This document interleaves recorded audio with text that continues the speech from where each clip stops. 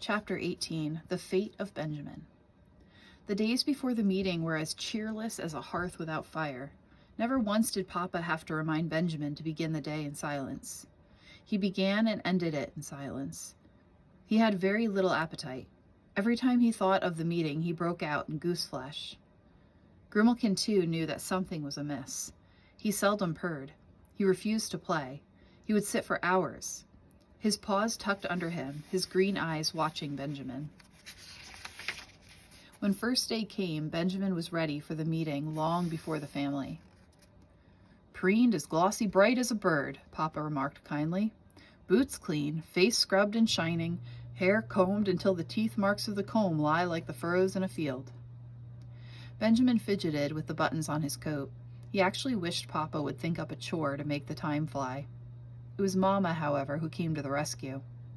"The day is sharp," she said. "The meeting house will be cold. Will thee prepare the foot warmers, son?" Benjamin was glad of a task. He set the foot warmers on the floor.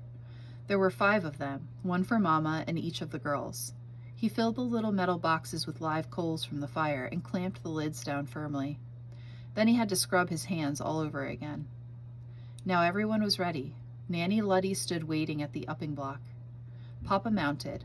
Thomas helped Mama mount behind Papa. The rest of the family followed on foot. First came the boys according to their ages, John, Thomas, Samuel, Joseph, and Benjamin. Then followed the girls, Sarah, Hannah, Mary, and Elizabeth, carrying their foot warmers. Benjamin glanced backward, hoping Grimalkin might come along, but Grimalkin was nowhere to be seen. With a sigh, he fell into step. The snow crunched underfoot. Horsemen, their waistcoats flapping like bird wings, passed them by. Sleighs filled with women and children passed them by, their runners squeaking above the wind.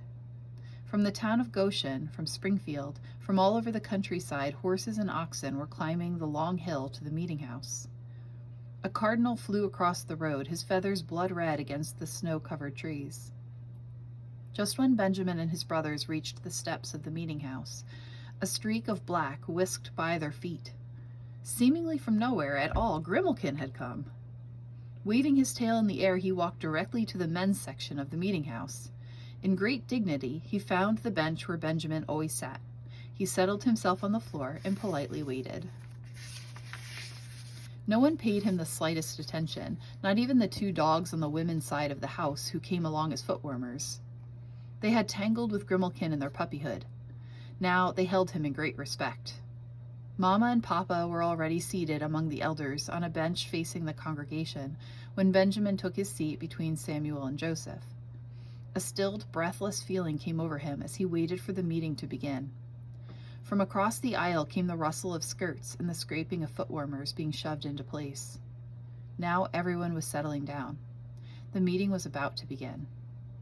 Usually Benjamin liked the silence of first day. It seemed warm and friendly and comforting. Often it held a kind of power for him. But today the silence was suffocating. It was like swimming underneath a bridge of logs and not being able to come up for air. The silence was growing deeper. It was a whirlpool now, sucking Benjamin down, down, down. He felt as if he were drowning in it. Suddenly Papa was removing his hat. He rose with effort, as if for him the silence were a hand trying to hold him down. He hung his hat on a peg in the wall behind him. "Friends," he began so slowly that it was hard to piece the words together.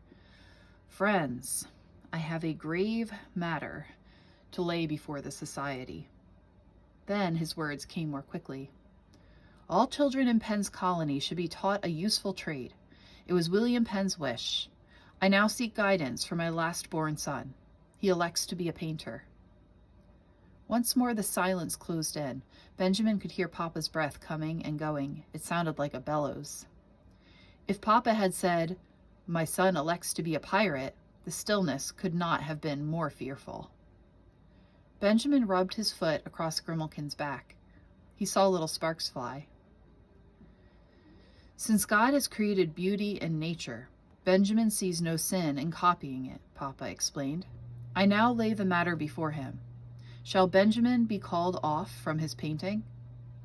Again that heavy stillness as Papa returned his hat to his head and sat down. The only sound Benjamin could hear was the wild beating of his heart.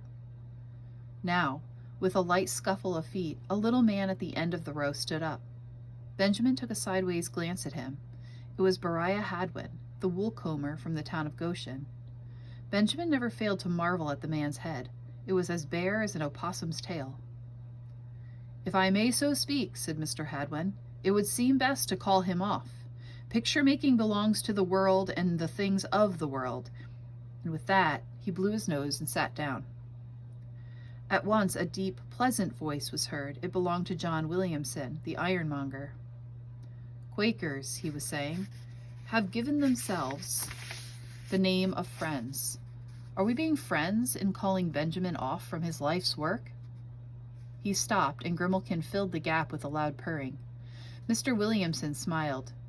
Even Benjamin's cat Grimalkin was called upon to furnish paintbrushes for his master. So strong in Benjamin was the urge to reproduce God's work that he made his paintbrushes from his cat's fur. Determination is a good thing. We could all benefit. Scarcely had he finished when Schoolmaster Snevely sprang up like a jack-in-the-box. "I think it proper," he said, "that we name a committee of men and women to inspect Benjamin's pictures. It would be for them to decide whether Benjamin should be called off." There was a stirring in the woman's side of the meeting-house as Mrs. Tompkins rose up, round as a haystack. "I think it would be seemly," she bustled, "if we followed Master Snevely's advice. I name Schoolmaster Snevely to the committee." Master Snevely bowed in her direction. "And I name Mrs. Tompkins." The voices came thick and fast. "I name Miller Clinkenbeard. I name Friend Williamson. I name Beriah Hadwin from Goshen. I name all the elders. I name Dr. Jonathan Morris." At last Mamma stood up.